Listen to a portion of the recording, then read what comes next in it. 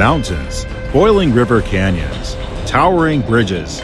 Whatever comes to mind when you think about the line splitting the center of Oregon State, Pacific Rail Productions is bringing it to you now in this special feature. A war between the two greatest railroad barons of the West exploded into a daring race to dominate a promising, however untapped wilderness, setting the stage for what we today recognize as one of the fastest growing regions in America. Hello friends and first-timers. I hope you can relax and enjoy this look at the Oregon Trunk. Beautiful Mount Jefferson brightens the western horizon, accentuating Central Oregon's volcanic geology. And below its flanks, a railroad runs from north to south. The empire builder himself, James Jerome Hill, sought to answer the call of settlers in this region at the turn of the 20th century, not only to link his railroads to the natural bounty and future cities that would spring up here, but to directly challenge the dominance of Edward Harriman's monopoly on Oregon and California. We'll be exploring the Oregon Trunk Crew District of BNSF's Inside Gateway, which starts in Wishram, Washington, and ends in Bend. There is so much to see, but we'll kick things off here, just south of the Crooked River Bridge. The first train I found was this lengthy 91-car southbound, which would kick off a busy afternoon of rail fanning. As evidenced by the Great Northern-inspired orange paint of this approaching train, nearly 114 years after James Hill himself pounded the Oregon Trunk's golden spike, his railroad is still a vital link to California and the lone major challenger to Union Pacific's West Coast dominance.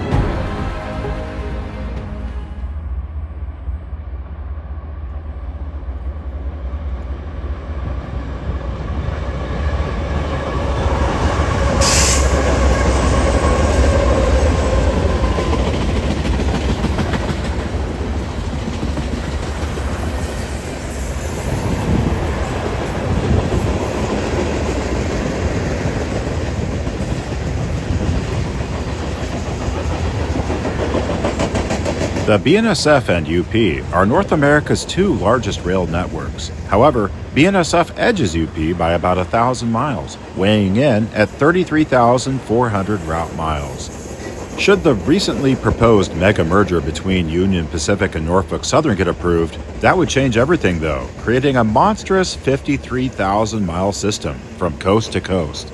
But from the start, the routes of the Oregon Trunk clashed with Union Pacific, and this unassuming route was the focus of the West's two greatest railroad building pioneers. Through the decades, James Hill's and Harriman's lines withstood the test of time and have grown into the world's premier railroad rivalry.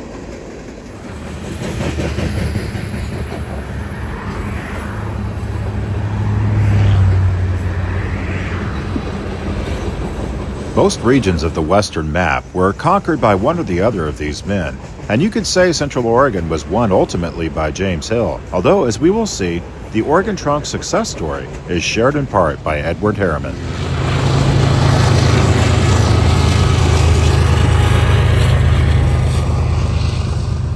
Following the settlement of the Willamette Valley in the 1800s, it was this oasis of land between the Cascades and the vast Oregon interior that attracted the railroad's gaze. Keeping his initial interest secret, James J. Hill sent John F. Stevens, his chief engineer, on a fishing trip along the Deschutes River in 1909, and along with his catch was a survey along the west bank.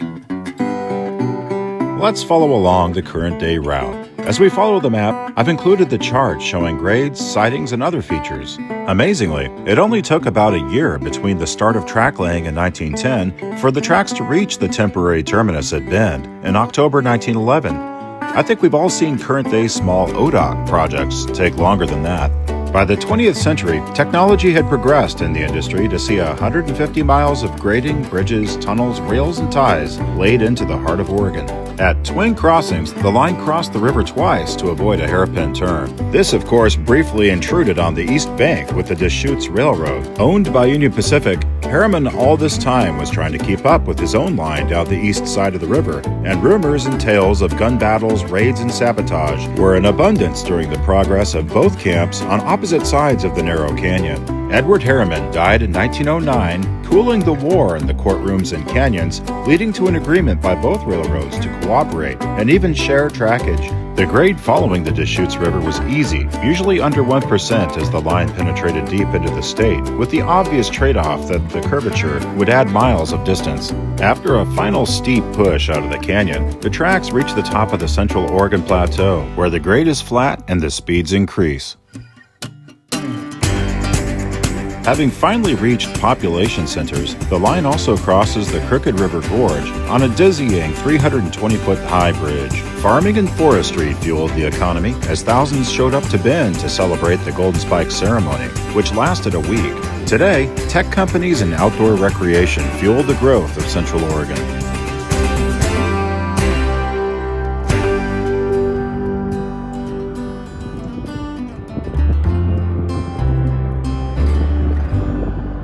Entering Madras, we see a manifest still working hard to transition from canyon to plain as it's in the final mile of 1.4% grade.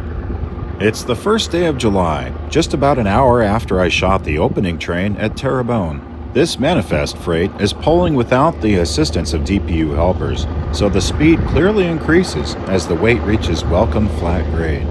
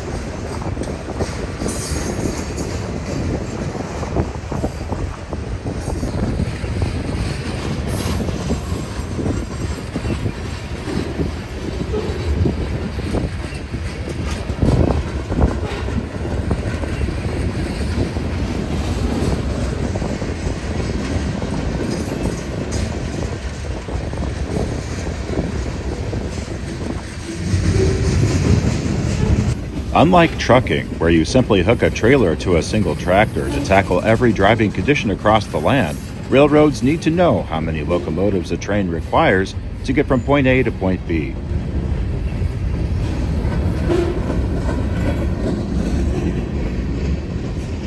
This mixed manifest train is heavy, mostly loaded cars headed south to California, but at 55 cars long, it's shorter than most trains over the trunk. Based on this particular route's steepest grades, BN determined 2 locomotives would provide enough power to get the tonnage over the road using a powered axle to tonnage ratio.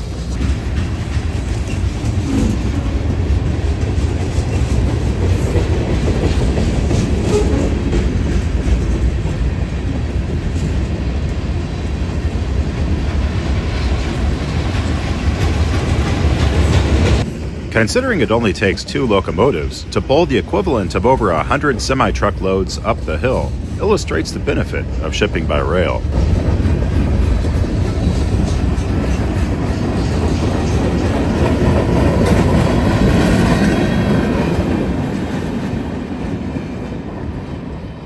For most of the trip so far, maximum track speeds have only allowed for 35 miles per hour for this train. Just ahead, track speeds will increase to 50 miles per hour.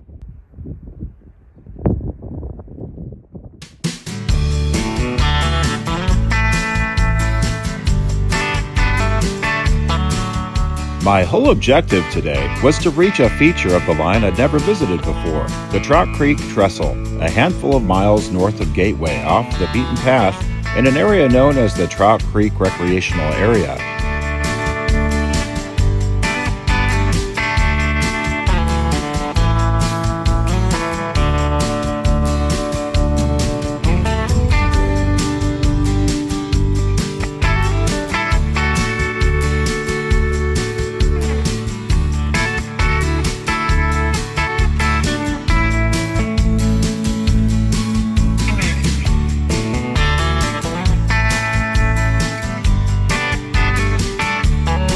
At this point, the small Trout Creek will soon be joining the Deschutes River. And finally, the steel bridge loomed above me.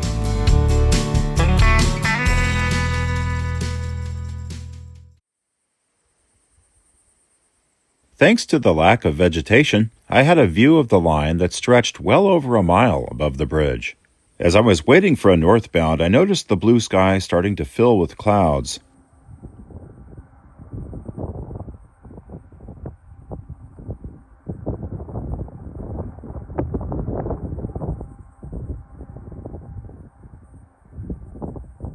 About a mile to the south, a mixed manifest appeared as it glided down grade.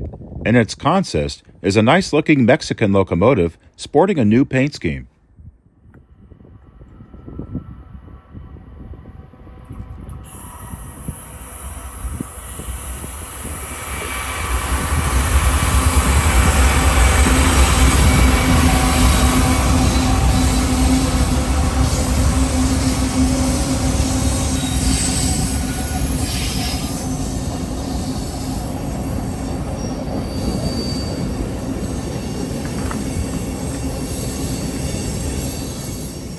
Ferromex is Mexico's largest railroad with almost 6,000 miles of trackage. If you've looked at my YouTube page bio, you'll notice I referred to myself as a ferroequinologist, a fancy word meaning rail fan, derived of course from the word ferro, of Latin roots meaning iron, or iron road as Ferromex gets its name.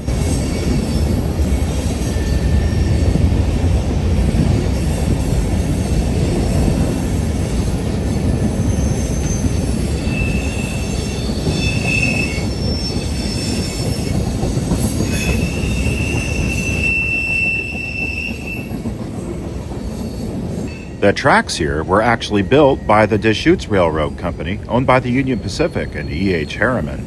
In 1923, the Oregon Trunk came to an agreement with the Union Pacific to use their tracks between South Junction and Metolius. Between those 2 points, the Oregon Trunk was plagued with trouble on its line and had 5 more miles of track than the UP did. Oregon Trunk crews complained about the wooden-built trestles that would sway noticeably when the locomotive's drivers would slip. The following year, the Oregon Trunk pulled up their rails between South Junction and Metolius, which some of that grade is used today by Highway 26. This was to extend what was already 11 miles of shared trackage by both companies between North Junction and South Junction. At North Junction, the Oregon Trunk crossed to the east side of the river to avoid right-of-way through the Warm Springs Indian Reservation.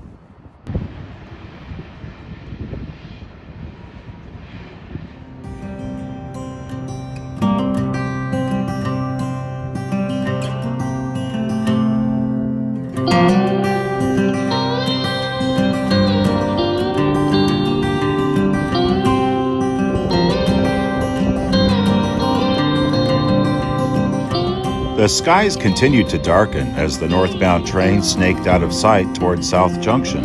The Deschutes River is ahead in that canyon, along with the old right-of-way the Oregon Trunk trains used to use heading up the canyon to the left.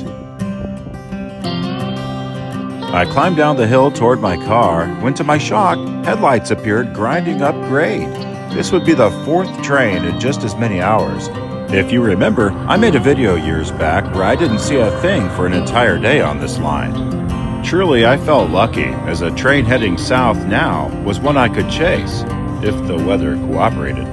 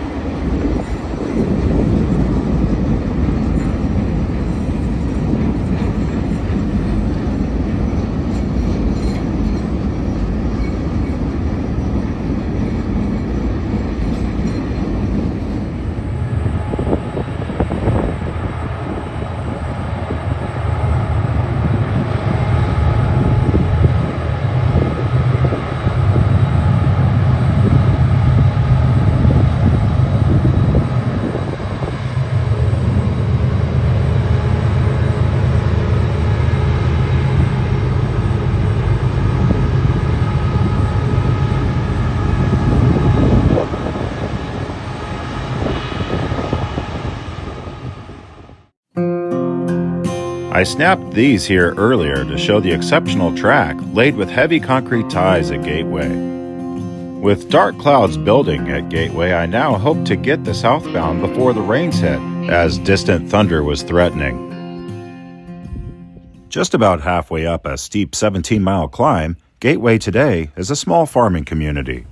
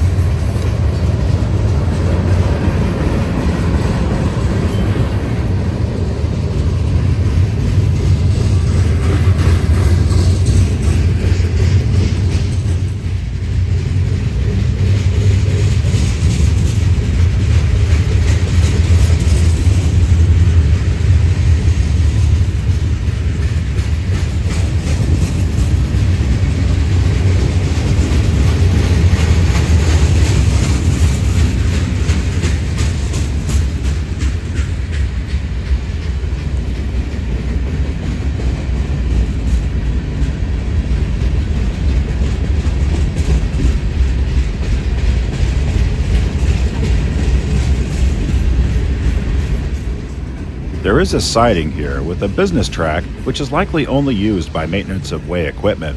However, seems to have agricultural roots. Though this is a centralized traffic control line, or CTC, this siding has hand-thrown switches.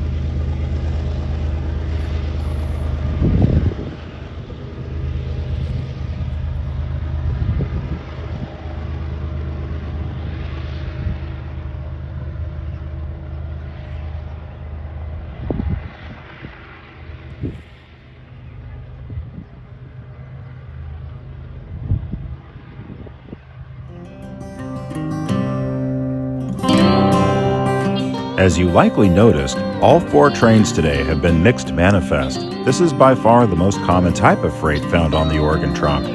In general, most hot container traffic is east-west in America, and furthermore, tunnel heights restrict any double-stack container trains from venturing down the inside gateway route, which the Oregon trunk comprises only a part of, en route to California.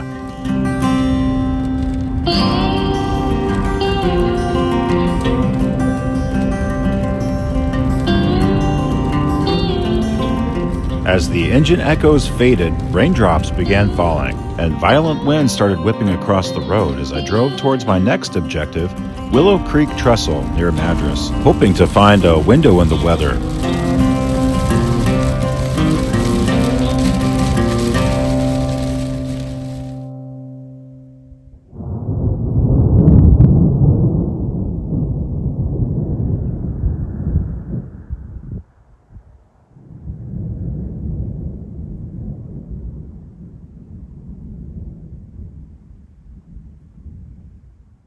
Well, I'll let the sky do the talking while we wait.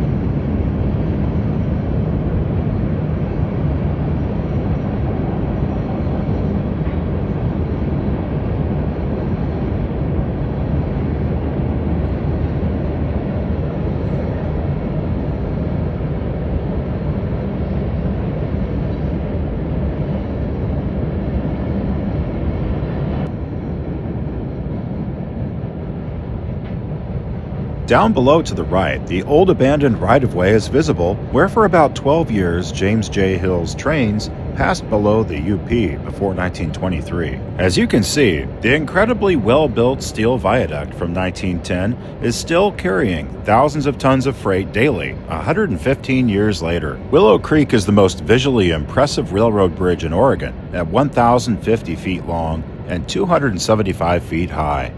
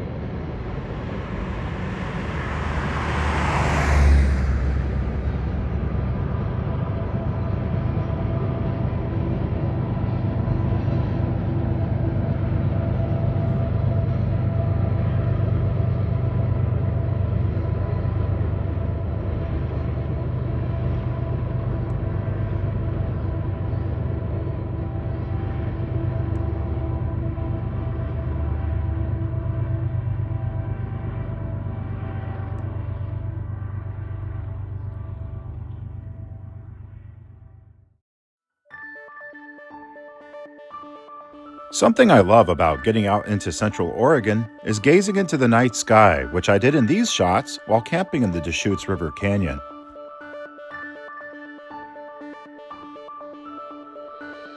Following a spectacular day trackside and an overnight stay in Madras, I was up with the sun to head to Twin Crossings. I decided to show the highlights of the journey down into the canyon and along the river to the next amazing spot on the railroad.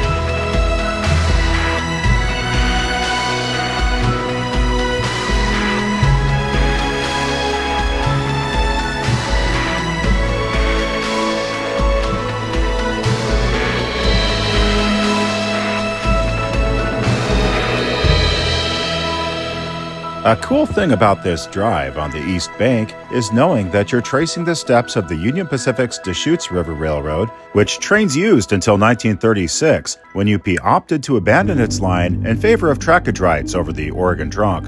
The economics of the sparsely populated region just didn't warrant two separate lengthy lines. And until the early 2000s, UP continued running a train out of the Dalles to Bend and a local in Redmond. Today, UP has no presence on the route. However, down south the line does merge with the Union Pacific at Chemult, where the BNSF uses trackage rights to Klamath Falls.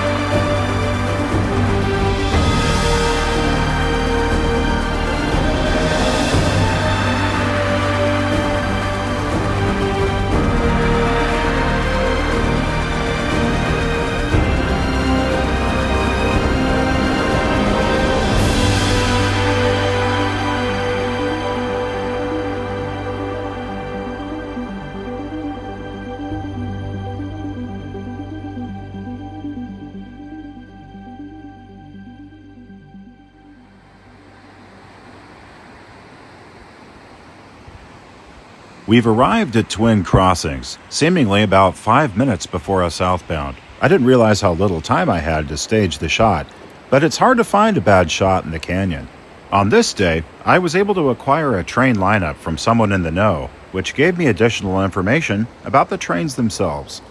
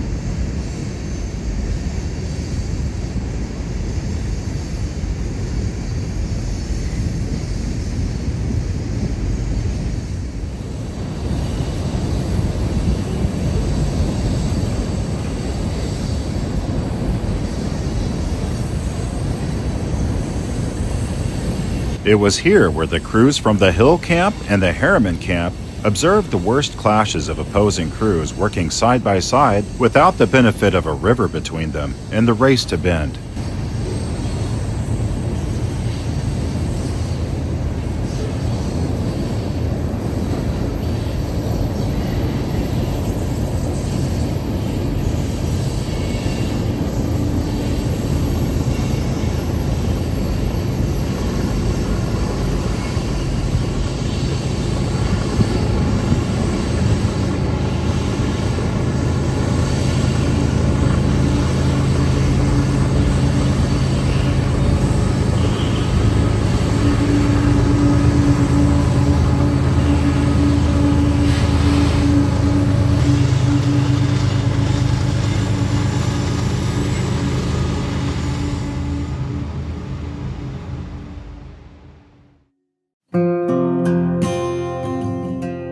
With the benefit of a train lineup, I knew this would be the only southbound train today until tonight, so I was free to head south myself to catch a few northbound trains up on the plains on my way home.